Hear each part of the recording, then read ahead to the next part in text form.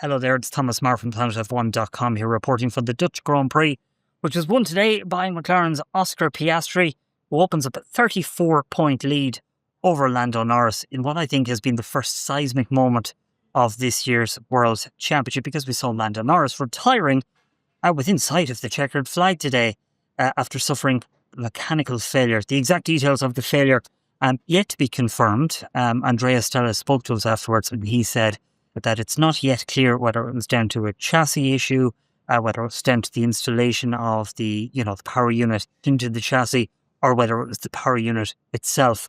But either way, that's not much consolation for Norris, who ground to a halt out on track, very much applying the pressure on Piastri in the closing stages, trying to mount an attack after both had embarked on a two-stop strategy.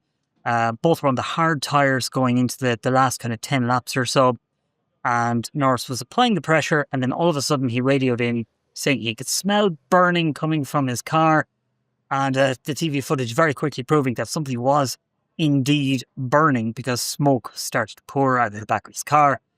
And he wasn't even able to get back to the pits. He had to pull over at the side of the road, park his car, and very disconsolate Lando Norris took his time coming back to the pit area. He decided to sit in the middle of the track for a while, just gathering his thoughts, because it's a devastating blow for the World Championship. Coming into this weekend, the gap between the McLaren drivers was only 9 points. It's never been a particularly big gap between the two McLaren drivers this year, but Piastri's win has given him a 34-point lead. It was looking like it was only going to be about 16 points, with the difference between first and second.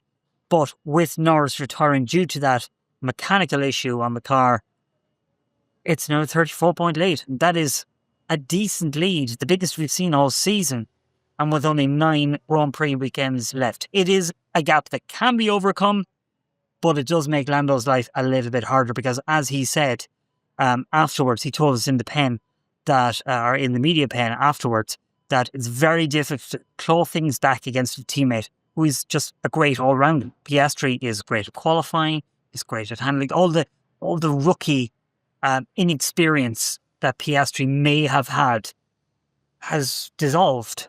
So you can't really rely on him in making mistakes or not exploiting the tyres correctly or anything like that. Things that we have seen from Piastri in the past. So Norris was downbeat, but at the same time, he almost has nothing to lose now. He knows that this wasn't his fault. He's able to, while being downbeat, he is able to put on a positive spin on this. And this is very different, I think, from what we've seen from Lando in the past, where maybe he's gotten inside his head a little bit. Lando very much, I think, is going to be able to move on from this. And Andrea Stella said the same to us as well after, when he was speaking to us after the checkered flag. He said that he expects the best of Lando Norris to come between now and the end of the season. And I don't think Lando is going to be too broken up by this, because at the end of the day, he did nothing wrong here. He was beaten by Piastri, though, over the course of the weekend. There was very little in it. We're talking tiny margins this weekend.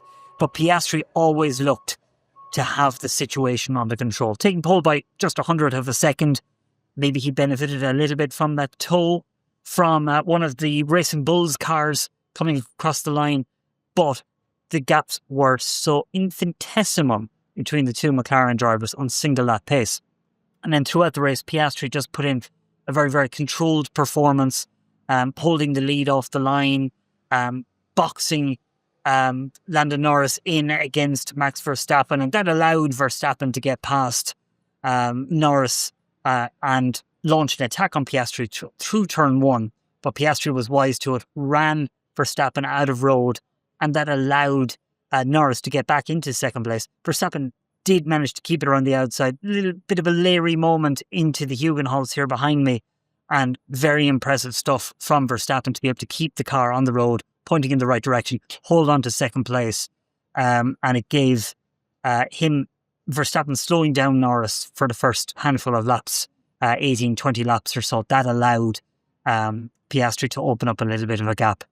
But in the end, Verstappen didn't really have the pace to fight first. There was a couple of safety car interventions as well, which allowed the two McLarens to close up once Norris had dispatched Verstappen. It's a nice move from Norris, actually, to go around the outside of Verstappen. It's difficult to pass Max Verstappen around the outside, but that is something Norris managed today. But unfortunately, he did lose that second place through no fault of his own. That allowed Verstappen to come home in second place. I think Max had fun here this weekend. It's his home race. He knows realistically the chances of victory here or at any race for the rest of this year are very slim. So I think he's just out to kind of entertain himself as much as he can. And he very much did that today. He was a fly in the ointment for McLaren and was there to capitalise when Norris had his issues. But that meant that it was Isaac Hadjar who came home in third place, and what a popular result that was today. Hadjar, he's not the most cheerful of people in the paddock. He's very, very hard on himself. He's probably too hard on himself, to be honest. He can be a little bit morose when he's talking to the media if he feels he hasn't performed to the best of his abilities. But he very much did that this weekend. Qualified fourth, raced to third place, realised very early on in the race that he was able to hold Charles Leclerc behind him.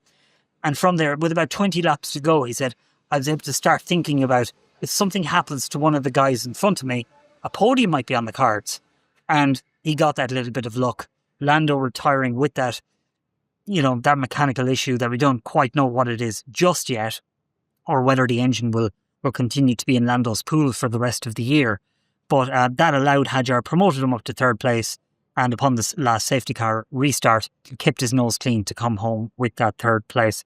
A few incidents to talk about today. Obviously, George Russell and Charles Leclerc, they had one today. I think Charles was driving angry a little bit at one point. The timing of the safety car due to Lewis Hamilton's crash, that kind of screwed over Charles Leclerc. Obviously not intentional to Hamilton, who crashed out. Let's start with Hamilton, actually. I think it's been a more positive weekend for him. I think he's mentally reset a little bit over the summer break. He's come back. He's looked stronger here this weekend. Yes, there were mistakes, but he looked more comfortable in general behind the wheel of the Ferrari. And as a result, he was able to join in the fight kind of in the middle points positions and keep up with the likes of Leclerc and Russell. But in the end, he did crash out. He made a slight mistake into the Hugenholz, tried to brazen it out around the outside and ended up just clouting the barriers and retiring. But he wasn't too downbeat when he spoke to us afterwards. But that crash triggered a safety car, and that safety car timing, Leclerc had just pitted, and it meant Leclerc ended up fighting a few positions back from where he should have. He ended up having a battle with George Russell. The little battle resulted in damage to Russell, which he said capped off a miserable race, cost him a second a lap in damage. But it worked out for Russell. He came home in fourth place because Leclerc ended up getting taken out by Kimi Antonelli, again through the Hugenholz. Antonelli tried to undercut the Ferrari through strategy. They came out very close together on track. Antonelli tried to brazen it out through the inside of Hugenholz, carried a little bit too much speed into it. Leclerc was high on the banking. Antonelli just tagged the left rear of the Ferrari, spun Leclerc out of the race with plenty of damage.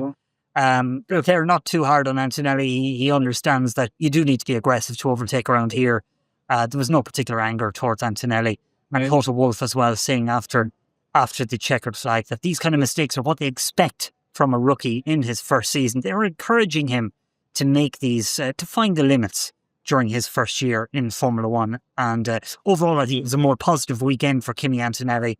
He's had a few waivers in confidence through the middle part of this season, but he wasn't too downbeat afterwards. He very much thinks that he has taken a step forward, returned to some of that early season confidence that we've seen from him. I'm almost out of time, so I'll quickly run through the rest. Fifth went to Alex Albon. Sixth was Ollie Bearman for Haas. Very well executed race for Haas today. And Aston Martin, it looked like they were on for a great race on Friday. It didn't turn out quite as smoothly as it probably should have, but they did actually rescue a good result in the end, with 7th for Lance Stroll, 8th for Fernando Alonso, 9th was Yuki Tsunoda for Red Bull, and 10th was Esteban Ocon in the second half. So join us next weekend for all the action for the Italian Grand Prix at Monza, Ferrari's home race coming up in just a few days' time.